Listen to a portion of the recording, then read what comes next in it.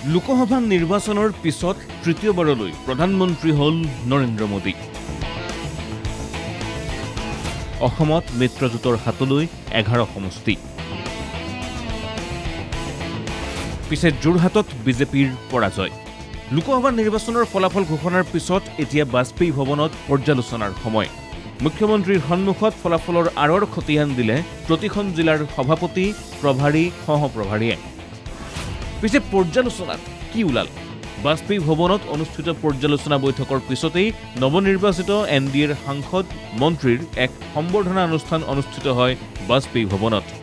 এই অনুষ্ঠানত উপস্থিত থাকি মোদী মন্ত্ৰীসভাত স্থান পোৱা পবিত্ৰ মাৰ্ঘেৰিটা, সৰ্বানন্দ সোণোৱালৰ লগতে বিজেপি মিত্ৰজোঁটৰ সাংসদসকলক সম্বৰ্ধনা জ্ঞাপন কৰি মুখ্যমন্ত্ৰীয়ে দিয়া ভাষণত কয়, এইবাৰ 92টা সমষ্টিত জয়লাভ কৰিছে NDA।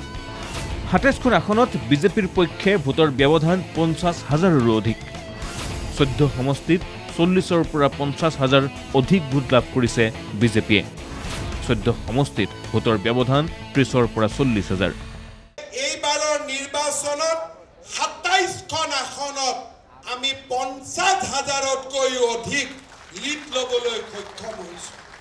এই নিৰ্বাচনত 40,000ৰ পৰা 50,000লৈ আমি 14খন আসনত জয়লাভ কৰিবলৈ সক্ষম হৈছো।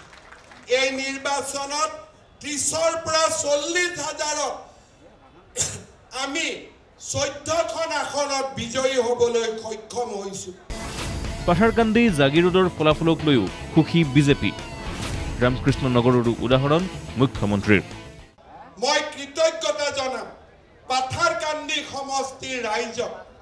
এই নিৰ্বাচনত 78,000 লিড আমাক পাথাৰকান্দি সমষ্টিৰ পৰা আমি লাভ কৰিবলৈ সক্ষম হৈছো। জাগিৰোড সমষ্টিৰ পৰা এই নিৰ্বাচনত আমি 76,000 ভোটত লিড ল'বলৈ সক্ষম হৈছো।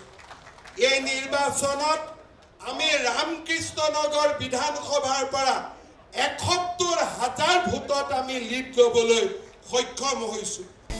বিজেপিৰ ৰাজ্যিক বিষয়ববীয়াৰ পৰ্যালোচনা বৈঠকত ওলাল এই নিৰ্বাচনত কিমান ভোট লাভ কৰিলে মিত্ৰজোঁটে। লোকসভা নিৰ্বাচনত মুঠ 93 লাখ ভোট লাভ কৰিছে মিত্ৰজোঁটে। মুঠ ভোটৰ 46.92% আহিছে NDAৰ পক্ষত।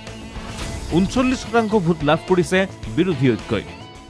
এইবাৰৰ নিৰ্বাচনত আমি 50% ভোট লাভ কৰিবলৈ সক্ষম হোৱা নাই, কিন্তু বিজেপি, AGP আৰু UPPL লগ লাগি এইবাৰৰ নিৰ্বাচনত আমি 93 লাখ লোকৰ ভোট লাভ কৰিবলৈ সক্ষম হৈছো। 93 লাখ। আৰু এই 93 লাখ ভোট যদি আমি শতাংশ আকাৰলৈকে লৈ যাওঁ, 46.52% ভোট আমি লাভ কৰিবলৈ সক্ষম হৈছো।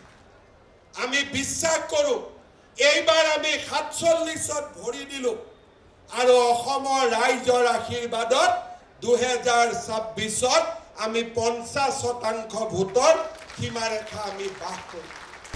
পিছে কৰ ভোট লাভ কৰিছে কংগ্ৰেছে? মুখ্যমন্ত্ৰীয়ে ক'লে 80 লাখৰ 30 লাখ ভোট 21টা বিশেষ সমষ্টিৰ পৰা লাভ কৰিছে বিৰোধীয়ে। কৰ ভোট পালে কংগ্ৰেছে? ব্যাখ্যা মুখ্যমন্ত্ৰীৰ। হৰাৰ পিছত কংগ্ৰেছ দলে বিভিন্ন ধৰণে আনন্দ কৰিছে। পৃথিৱীৰ গিনিজ ৱৰ্ল্ড ৰেকৰ্ড, এইটো ৰেকৰ্ড হ'ব হাৰা পাৰ্টিয়ে ফূৰ্তি কৰা আৰু হাৰা পাৰ্টিয়েও সম্বৰ্ধনা গ্ৰহণ কৰা। মই তাৰ বিষয়ে ক'বলৈ নাযাওঁ। এই গোটেই ভোটৰ 50% ভোট, অৰ্থাৎ এই গোটেই ভোটৰ 30 লাখ ভোট তেওঁলোকে মাত্ৰ 21টা সমষ্টিৰ পৰা লাভ কৰিছে।